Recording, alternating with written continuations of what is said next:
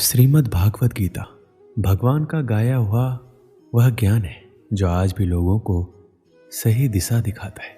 जिस तरह आज हम कई बार तमाम कारणों के चलते अपने कर्तव्यों से विमुख हो जाते हैं और हार कर समस्याओं से पलायन करने लगते हैं, उसी प्रकार महाभारत के युद्ध के समय निराश असमंजस की स्थिति में दिखाई देते हैं। तब भगवान श्री कृष्ण ने उन्हें जो दिव्य ज्ञान दिया वह गीता के रूप में हमारे सामने है। कलयुग की आपाधापी भरी जिंदगी में आखिर क्यों जरूरी है गीता का पाठ? इसे जानने के लिए आपको गीता का सिर्फ पठन नहीं बल्कि मनन करना होगा। दरअसल जब कभी कोई व्यक्ति कर्तव्य पथ पर चलते हुए व्यक्तिगत, पारिवारिक, व्यावसायिक या ऐसे किसी विचार व्यूह में उलझता है तो उसे उसके माध्यम से सही रास्ता प्राप्त होता है। जीवन के उस मोड़ पर जब कोई व्यक्ति को कोई रास्ता नहीं सूझता तब वह खुद को तमाम समस्याओं से घिरा पाता है तो कर्तव्य अकर्तव्य के असमंजस में फंस जाता है। उस मुश्किल समय में श्रीमद् भागवत गीता उसका हाथ थामती है और मार्गदर्शन करती है। एक बार माता पार्वती महादेव जी से पूछते हैं कि किस ज्ञान के बल पर संसार के सब लोग आपको शिव कहकर पुकारते हैं। पूछते हैं, मृगछाला ओढ़े और अपने सभी अंगों में शमशान की विभूति लगाए, गले में सर्प और नर मुंडों की माला पहने हुए हो, इनमें से तो कोई पवित्र नहीं है, फिर आप किस ज्ञान से पवित्र माने जाते?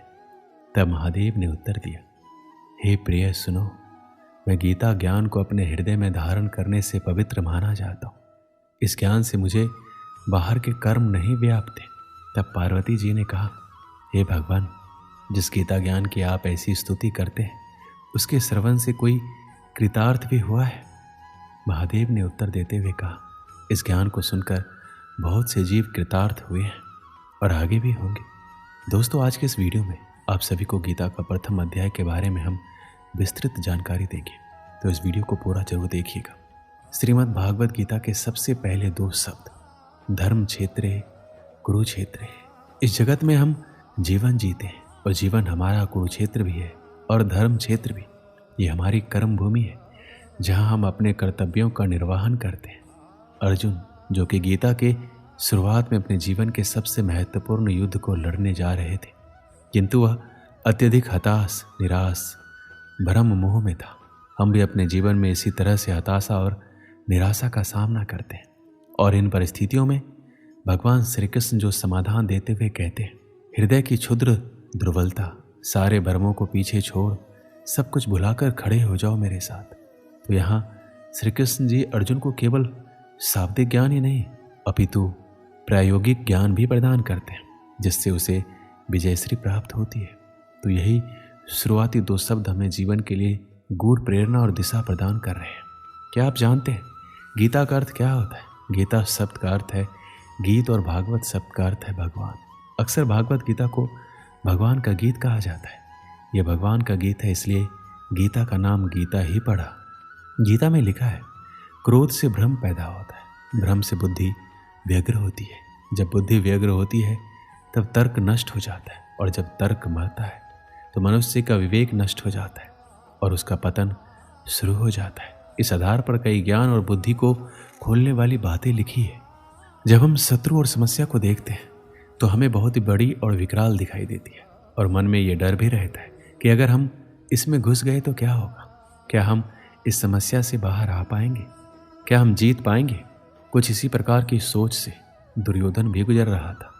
दुर्योधन गुरु द्रोणाचार्य से कहता है कि बड़े बड़े धनुष वाले तथा युद्ध में भीम और अर्जुन के सामने सूरवीर तथा महारथी राजा द्रुपद, चिकितान तथा बलवान काशीराज, पुरुजित, सुभद्रा पुत्र अभिमन्यु एवं द्रौपदी के पांचों पुत्र, ये सभी के सभी महारथी हैं।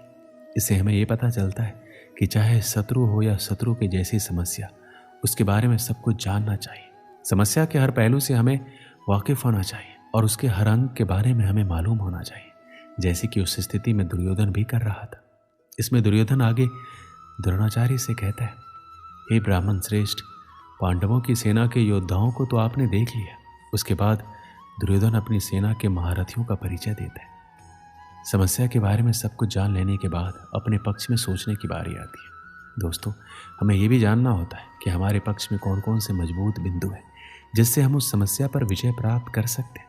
जिस तरह से हम वर्तमान समय में हमारे जोखिमों का आकलन करते हैं, वैसे ही दुर्योधन भी अपनी शत्रु की सेना को देखते हुए, दोनों सेनाओं के योद्धाओं की बात करते हुए आगे होने वाले युद्ध के लिए तैयार हो रहे हैं। चुनौती को हर तरीके से समझकर ही उससे विजय प्राप्त की जा सकती है। युद्ध में जब तैयारी होती है तो वो दोनों तरफ से होती है और हर पक्ष अपने विजय की आशा में अपनी सेना को भरोसा देता है। प्रेरणा तो हम सभी को चाहिए, और जैसे कि हम सभी ने देखा है कि कैसे सब लोग युद्ध को जीतने के लिए अपने अपने प्रयास कर रहे थे। महाभारत का युद्ध ऐसा था जिसमें हर बड़ा योद्धा भाग ले रहा था, और ऐसे मौक़ों को कोई कैसे छोड़ सकता था। इसमें हमारे लिए ध्यान देने वाली बात यह है कि सच्चा योद्धा तो वही है जो युद्ध के लिए तत्पर रहे, युद्ध को अपना जीवन माने या चुनौती माने, जो भी माने, परंतु इसके लिए हमेशा तैयार रहे। श्री कृष्ण कहते हैं कि मनुष्य स्वभावतः वह सब कुछ पाने का पात्र नहीं है और जो वो चाहता है। हम सब चाहते हैं कि हम स्वतः ही किसी चीज़ के हकदार हैं, तब हम उसे पाने के लिए दूसरों के आगे पीछे चलना शुरू कर देते हैं। जब भी हम दुर्योधन के बारे में सोचते हैं तो वह एक ईर्ष्यालु और व्यक्ति के रूप में सामने आता है, लेकिन क्या आपने कभी ये सोचा है कि हम सभी में कहीं ना कहीं दुर्योधन भी है। हम ईर्ष्यालु हो सकते हैं और हम वही चाहते हैं जो दूसरों के पास है। कार्य के पीछे का इरादा ही मायने रखता है। जो लोग केवल कर्म के फल की इच्छा से प्रेरित होते हैं वो दुखी होते हैं, क्योंकि वो जो करते हैं उसके परिणाम के बारे में लगातार चिंतित रहते हैं। इस दुनिया में ज़्यादातर लोग अपने अहंकार के कारण बर्बाद हो जाते हैं। वो विश्वास या भरोसे से ज़्यादा अपने ईगो को महत्व देते हैं। आदमी का अहम और वहम दोनों उसे सफलता की सीढ़ियाँ चढ़ने नहीं देता, क्योंकि एक अहंकारी आदमी की दुनिया उसी से शुरू होती है और उसी पर ख़त्म हो जाती है। हर व्यक्ति के अंदर किसी न किसी तरह का घमंड होता ही, ये मनुष्य का एक स्वभाव है। जब हम खुद को ज़मीन से जुड़ा हुआ पाते हैं तो हमारे नीचे गिरने का सवाल ही पैदा नहीं होता, लेकिन जब सफल होने पर हम खुद को आसमान में ले जाते हैं, अपने दिमाग को चढ़ाने लगते हैं, तब हमें आसमान से नीचे गिरने में देर नहीं लगती। अहंकार को अपने दिमाग में घर ना करने दें, नहीं तो आपने जितनी जल्दी सफलता की सीढ़ियाँ चढ़ी है, आपको वहाँ से नीचे उतरने में देर नहीं लगेगी। एक समय की बात है, रामनगर गांव में एक बूढ़ा आदमी अपने पुत्र के साथ रहता था। बीमार होने के कारण बूढ़े आदमी ने अपनी बहुत सी संपत्ति अपने पुत्र के नाम कर दी। उसने अपनी वसीयत में लिखा कि उसकी सारी संपत्ति उसके मरने के बाद उसके पुत्र की हो जाएगी, और वसीयत के कुछ दिन बाद ही उसकी मृत्यु हो गई। संपत्ति इतनी थी, उसका पुत्र और आगे आने वाली 7 पुश्तें बिना कोई काम धंधा किए आराम से खा पी सकते थे। मगर उसका पुत्र अभी भी संतुष्ट नहीं था। वह अधिक से अधिक धन कमाना चाहता था, इसलिए उसने अपने सभी अचल संपत्ति बेच दी और भिन्न भिन्न वस्तुओं की खरीद कर उसका व्यापार करना आरंभ कर दिया। भाग्यवश वह बहुत कम समय में अत्यधिक सफल हुआ तथा शीघ्र ही पहले से अधिक धनवान हो गया। उसने इतना अधिक धन इकट्ठा कर लिया कि दूसरे व्यापारी उससे ईर्ष्या करने लगे। कभी कभी दूसरे व्यापारी या उसके मित्र उससे सफलता का रहस्य पूछते तो वो कहता, मैं इसलिए उन्नति कर रहा हूँ कि मैं अपने धंधे को समझता हूँ और कठोर परिश्रम करता हूँ, और मैं अपने ग्राहकों को भी खुश रखना जानता हूँ। चूँकि उसने सचमुच व्यापार में तरक्की की थी, इसलिए उसके मित्र और अन्य व्यापारी उसकी सीखीबाजी को सच मानते थे। अपनी इस कामयाबी के कारण उसमें बड़ा ही अहंकार आ गया था, मगर उसे फिर भी अपने धन से संतुष्टि नहीं थी। वो अभी भी बहुत सा धन कमाना चाहता था। उसने व्यापार में अपने हाथ पैर फैलाने आरंभ कर दिए। आरंभ में तो उसे व्यापार में लाभ हुआ, मगर उसका अहंकार इतना बढ़ गया था कि भाग्य की देवी उससे अप्रसन्न हो गई। उसे व्यापार में घाटा होने लगा। पहली घटना तब हुई जबकि माल से भरा हुआ उसका समुद्री जहाज डाकुओं ने लूट लिया। दूसरी घटना में माल से लदा जहाज अरब सागर में डूब गया। उसके भाग्य में कुछ न कुछ अपशगुन उत्पन्न हो गया था। तीसरी घटना ने उसे बिल्कुल ही उखाड़ फेंका। वह दर दर का भिखारी बन गया। उसका सारा व्यापार चौपट हो गया। उसकी ये दुर्दशा देखकर उसके मित्रों ने पूछा, भाई तुम्हारी ये दुर्दशा आखिर कैसे हुई? इस पर उसने अपने भाग्य को कोसा और कहा, क्या बताऊं, किस्मत ने साथ नहीं दिया। भाग्य की देवी ये बात सुनकर अप्रसन्न हो गई। वह साक्षात उसके सामने प्रकट होकर बोली, तुम सचमुच बहुत अकृतज्ञ हो। जब तक तुम सफलता की सीढ़ियाँ चढ़ते रहे तब तक तुम उसका सारा श्रेय खुद लेते रहे, मगर जैसे ही हालात खराब हुए तुमने भाग्य को धिक्कारना आरंभ कर दिया। याद रखो, मनुष्य की अहंकार ही उसे ले डूबता है। इस कहानी से हमें क्या सीख मिलती?